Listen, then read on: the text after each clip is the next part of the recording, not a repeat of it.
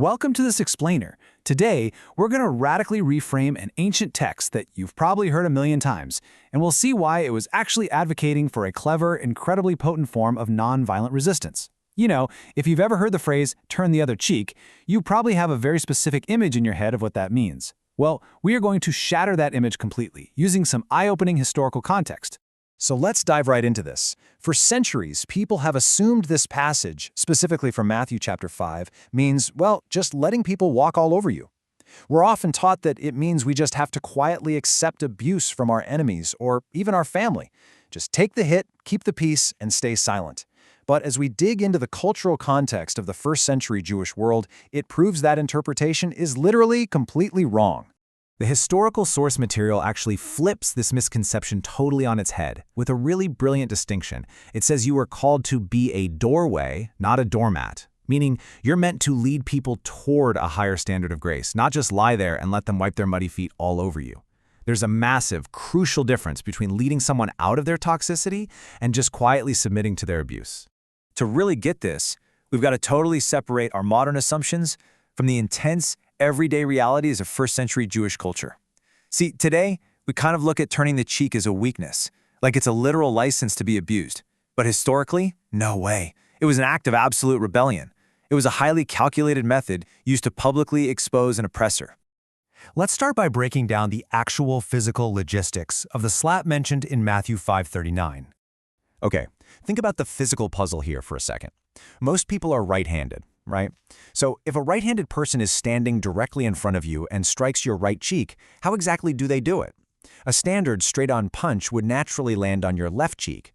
To hit your right cheek, they are literally forced to use a backhand. And in this specific culture, a backhand wasn't just everyday physical violence. It was a deeply, deeply symbolic insult used specifically to shame someone viewed as a total inferior. So if you're struck on the right cheek, meaning you've just been publicly degraded and shamed as a lesser person, what does it actually mean to turn the other cheek toward them? You're standing your ground and essentially saying, hit me again. You're forcing the oppressor into a really tight corner. If they strike the left cheek now, they have to use an open palm or a fist, which culturally acknowledges you as an equal. Or they have to display just extreme, unhinged cruelty to backhand you all over again. So, the absolutely crucial point here is that this is a brilliant tactic known as shame displacement. By standing firm and offering that other cheek, you are forcing the aggressor into a cycle where their actions are suddenly under a massive public spotlight. Hitting you again makes them look significantly worse to everyone watching. You're shifting the public shame away from yourself as the victim and placing it squarely onto the oppressor by exposing their cruelty.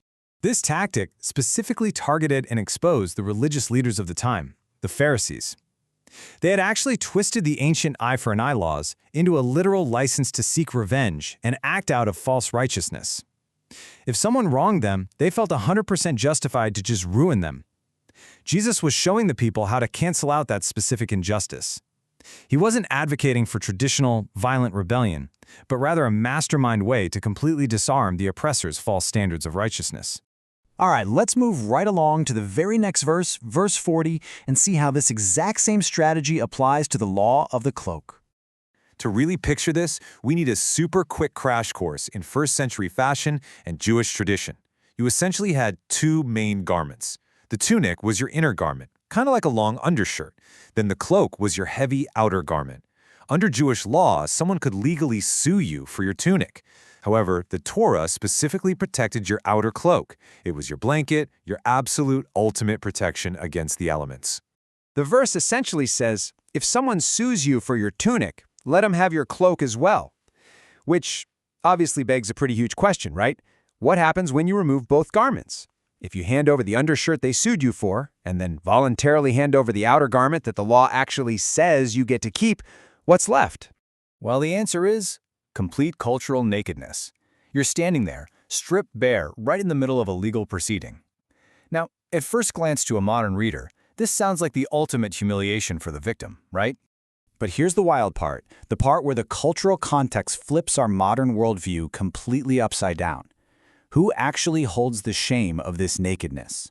We naturally assume the naked person is the one being shamed, but in ancient Jewish culture, that wasn't the case at all. The shame dynamics were entirely reversed. To understand why, we just have to look back at the really deeply ingrained biblical precedent of Noah and his son, Ham.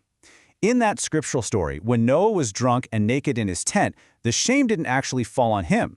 The curse and the shame fell entirely on his son, Ham, who was the viewer, the one who looked at his father's nakedness and exposed it to others. Culturally and scripturally, the shame falls heavily on the exposer. And that dynamic brilliantly illustrates the sheer power of giving up your cloak. By voluntarily stripping down, you are definitely not showing weakness. You're pointing a massive, glaring spotlight directly at the person suing you.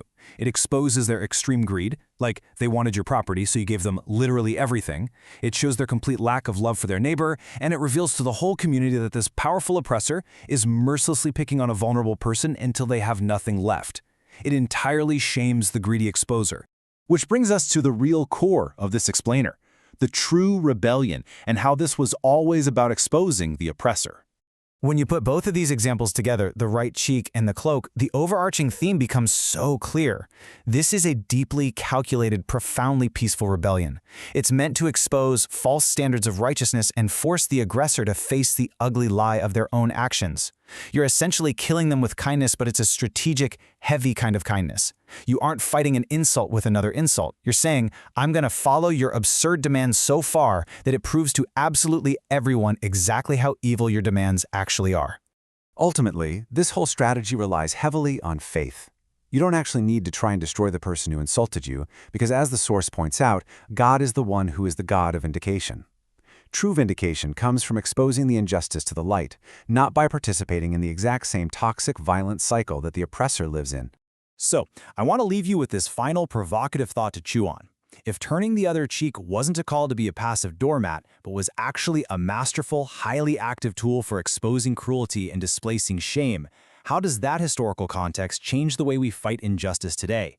How can we use peaceful exposure to highlight the wrongs in our own modern world? Thanks so much for joining me on this deep dive, and keep asking those hard questions.